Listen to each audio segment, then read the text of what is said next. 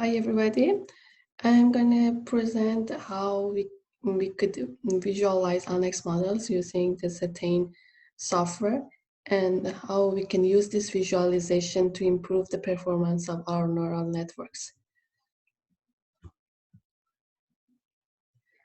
So the Zetane viewer is used to open the AI black box, just like microscopes and telescopes and other like brain imaging techniques that open the new way to look at complex systems. With the Zetane viewer, we want to look at internal tensors of the network and internal structure of the networks and neural networks, and to get insights how to improve the models and how to improve the training of the models.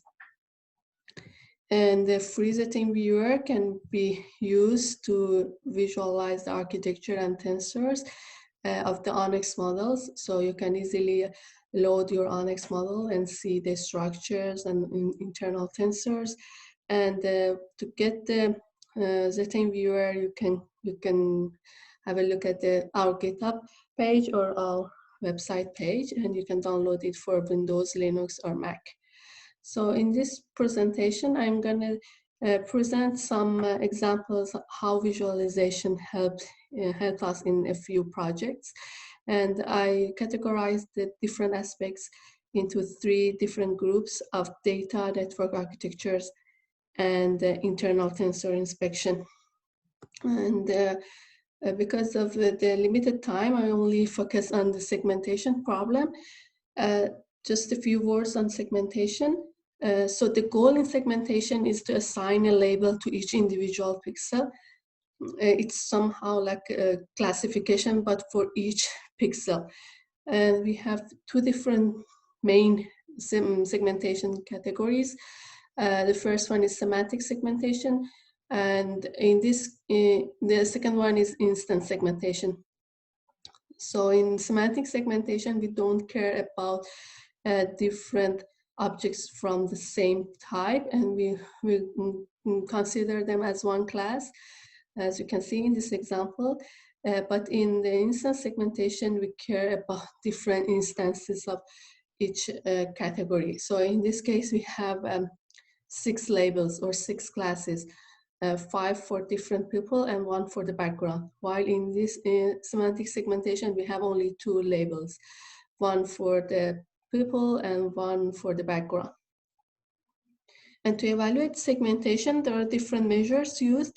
The first one is pixel accuracy, and the other more complicated indexes are Jaccard index and Dice index. And I don't go into the details, but as you can see, they can be some values between 0 and 1, where 0 means there is no overlap between the ground truth mask and the segmented mask, and 1 means a perfect and complete overlap between the ground truth mask and the segmented mask and the perfect segmentation. So let's go into the to see some examples of how visualization helped us improve our neural network architectures. As you all know, data is really important in deep learning. We need to make sure that we are feeding the correct and the good data to the network, because the network will learn what we have fed to him. We need to make sure that the shape of the data is correct and the pre-processing and normalization is correct. And this is one example that we were trying to segment the lungs from the X-ray data, and we had very good results, so we were happy with the results, but just out of curiosity, we wanted to see what the model sees inside the network, and we noticed some strong activation at the top corner of the images in different layers. And we realized that the network is paying more attention to the tag compared to other parts, and this tag was used to make the data anonymous. And we realized that maybe by cleaning the data, we could improve the segmentation. So we tried to remove the tag by some image processing techniques, and we retrained the network. And after retraining, we could have a better results. Like we could improve the DICE score from 0.97 to 0.98. DICE score was already good, but we could improve it even by 1 more %. And the histogram of the tensors were become more broad and wider, as you can see in this graph, compared to the old model where we have this strong activation. The other aspect in neural network, rather than the data, is the network architecture. When we are designing a network, we want to make sure that all layers are connected correctly. And we usually suffer from the copy-paste issues. When we copy the layer, when we are implementing a network, we copy the layer and then paste it, and we forget to change all the necessary inputs or outputs. And especially when we have a big network with lots of skip connections, and with different activation functions, with batch normalizations and concatenations, etc. It's usually difficult to make sure that the network architecture is as the shape as we wanted. So by visualization, we can see the network architecture easily in the Zetane viewer. In this example, you are seeing a unit, and you can easily see the U shape and all the connections between the encoder and decoder parts. And if we zoom more, this is another network, but we can see all the convolutional layers and the activation functions and the batch normalization and how they are connected to each other. And if we zoom more, we can see the tensors for each layers and all the statistical parameters of the tensors, and we can see visual weights. We can visualize weights and biases and all the tensors, inputs and outputs of all the layers in the network.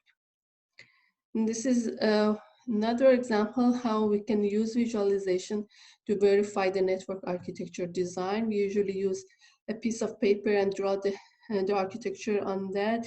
But by using visualization in Zetane viewer, we can easily see the network architecture and make sure that the design is correct. And the last part, which is the most interesting part, is how visualization can improve the model performance when we look at more carefully at the internal tensors and the feature maps, filters, biases, and the histogram and parameter ranges, shapes, and number of tensors. So this is one example that we were trying to segment some COVID-19 lesions in the CT images of patients, and we didn't have good results, but we didn't know why. So when we visualized the network in the viewer, we realized that one branch of the network doesn't pass the signal, and all the neurons are dead. So we try to add some batch normalization, and also we could use another activation function such as leaky relu, and after that we could confirm that the signal is passing through this branch, and we could improve the results. This is another example when we were trying to segment the breast tumors in ultrasound data, and we didn't have good results for some patients, and we could have used error analysis, but like the usual way is to analyze the errors and try to find a way to improve the results. But what we did, we noticed that the histogram of the last layer is different when we have a good results compared to when we have a bad results or poor results. So at the top you can see some examples of good results, and you can see it's so sharp, but for poor results we have a more broad histogram. So based on this observation, we try to design an adaptive thresholding, and we could improve the DICE score in poor segmented images. by a good amount. So this is just one example. When this is the ground truth, this is before applying the adaptive thresholding, and the dice was 0.74, and this is after applying adaptive thresholding, and the dice is 0.82.